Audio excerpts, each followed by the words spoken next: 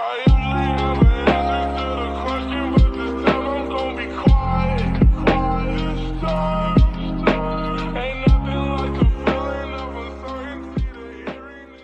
What is going on YouTube? xSerena here, back again with yet another episode of You Good Doing Some Metagame Breakdown.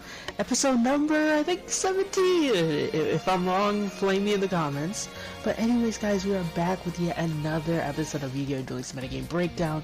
Today, first, obviously, we'll look at the Duel Meta Snapshot from July 28th to August 4th.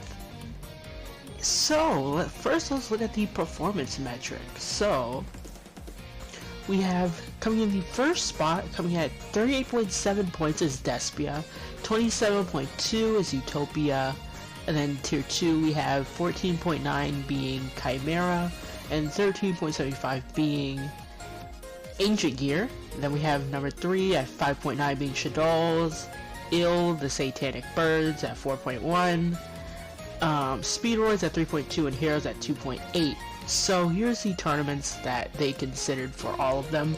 Yeah, a lot of Despia. There's been a lot of Despia lately. There's one tournament here that is side deck, but other than this, here's the one tournament at Lyrla's top, by the way. Oh yeah, and another one at Lyrla's top, by the way. Satanic ass deck, I'm just saying. I'm a D1 Lyrla's cater. But anyways, I think that this meta is like mostly fine. At least from what I played, right? I played Despia, I've been playing Chimera, and both of those decks have really good potential. Well, Despia obviously we know is the best deck, and Chimera definitely has a lot of potential. Because, I mean, you can send any fiend to the grave, you can play stuff like Invader of Darkness to pretty much solo, Despia. Like, if you go first versus Despia, and like, they don't have like any outs or shit, I'm pretty sure you just auto win the matchup because you activate this, and then after that you can use Tackle Crusader to bounce back their field spell and they can't use it. Then GG's, you just win. Like, you just win. People have been playing a Vision Resonator package with Fiendish Golem. I don't have Fiendish Golem for some reason, so I can't really play that technically, so yeah. And then here's the winning decks. We have obviously Utopia, pretty standard. On the Kaiju, if you know, I talk about it a lot. Like, if you know, I'm a D1 hater for people playing people playing Lava Golem in Utopia. I think it's like straight up garbage.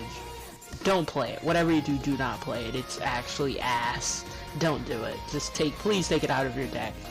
You're behind if you're playing it. We have Ancient Gear, fairly standard list. 3 Dark Golem, interesting. Usually I see 2.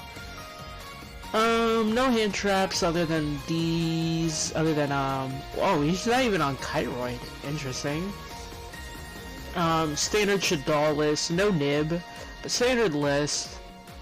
Then we have Heroes winning Sunday Seal Cup. Interesting of all decks, Heroes.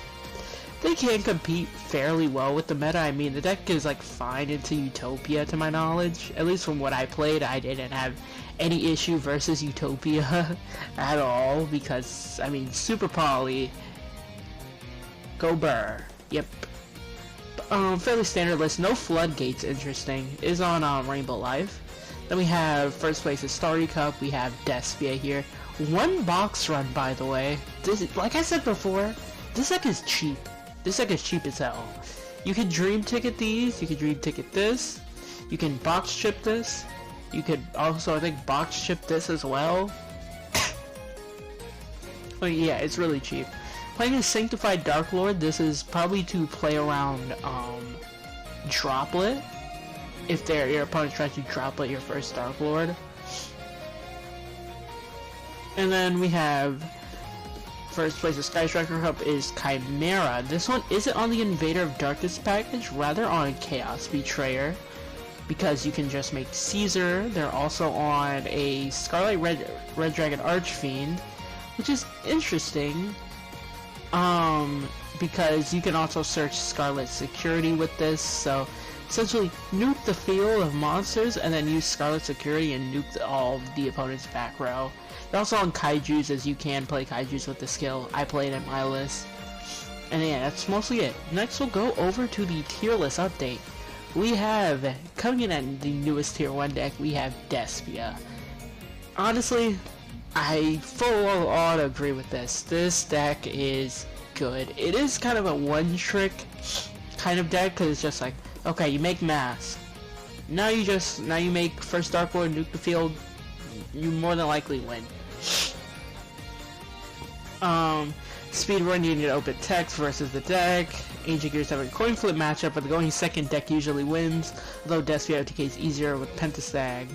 Yeah, so essentially the way that you can OTK versus Ancient Gear, usually Ancient Gear will end on something like Dweller and Sanafon, obviously with a Search Hand Trap.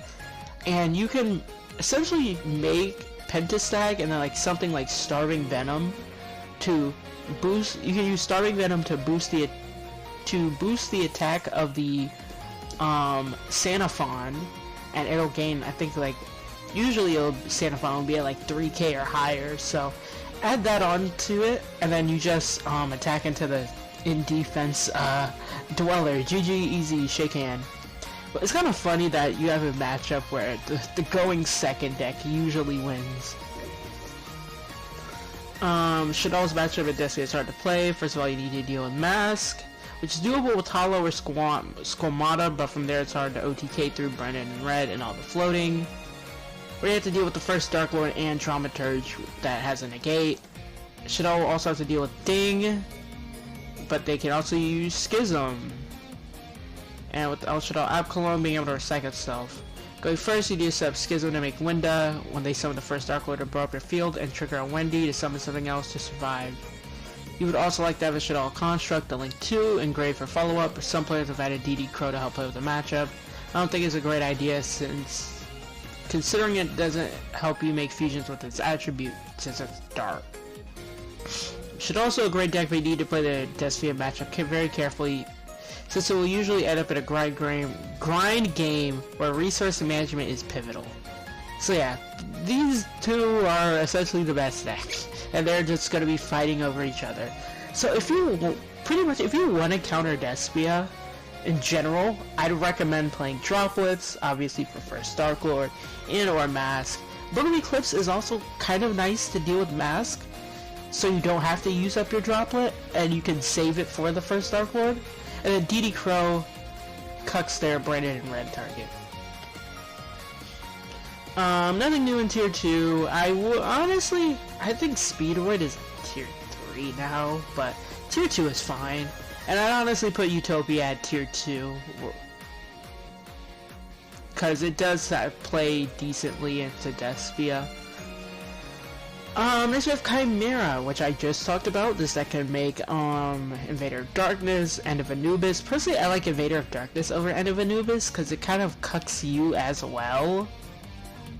It does have its downside. It does have amazing consistency since you run low deck counts, which stifles text space. Other than that, Chimera is quite vulnerable to other decks turn 1 setters of the current meta, which makes it challenging for Chimera to go second. For now, it's a solid tier 3 deck, and we'll have to see how much Chimera adjusts to cover the metagame while patching its inherent downsides.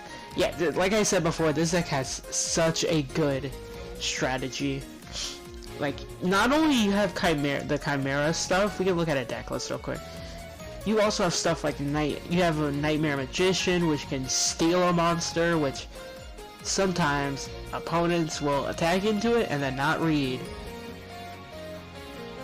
You can make Beatrice. You also have Abyss Dweller that you can make turn 1. You can just easily spam out bodies, especially since this list is playing the normal monsters. Just pretty good. Gusto also still in tier 3. I mean, it's like Speedrun essentially. Both decks are near the same. They have a really good turn 1. Like, Gusto is essentially Speedroid 2. Resonator is still in tier 3, which is fine, and you can make an argument for and against it being in and out of the tier list here, but hey. Utopia, I probably put in tier 2 in my opinion. And, yeah, Utopia is running DD Crow for back row removals, CC or MST as a tech card for Despia, with Despia establishing itself as one of the Front runners are the current meta. I expect to see that continue. Tornado Drag is their generic rank 4 choice versus Despia, as you can just pop the field spell. Burner Visor has started to see experimentation for the Despia matchup to close out the duel easier, as Burner Visor makes it where the equipped monster can attack your opponent directly. So equip it onto a Utopia, GG, easy, shake hand, and it's more likely going to be boosted too if it's equipped with a ZW. Due to the mirror being a lesser priority, players have been taking out Ethiopian from their extract to make room for other Xyz monsters, which is fine. Next we have all of the tiers. We have Sky Striker. Sky Striker struggles to keep up with the current metagame due to its unfavored matchups against the likes of Shadow and AG. The rise of Despia means the rise of DD Crow, which also hurts Sky Striker a lot. You can crow their, you can do things like crowing the Kagari target, or other things you want to DD Crow in Sky Striker. Aside from that, decks like Utopia and Chimera can run Kaijus, which will turn off your Sky Striker spells that allow you to be OTK more easily. Yeah, another thing about Chimera is that they can just OTK you with their big dude. Sorry if the site's being a little slow. Yeah, this card can attack a number of monsters each battle phase, up to the numbers of materials used for it. This card battles a monster needed can be destroyed. At the end of the damage step of this card battle an opponent's monster, you can change that monster's attack to 0, also negate its effects. So essentially, you make this, swing it to the Kaiju, they take damage, then you swing into it again, and then more than likely you're gonna have another body, so swing into the 0 attack Kaiju again, and GG's, you just win.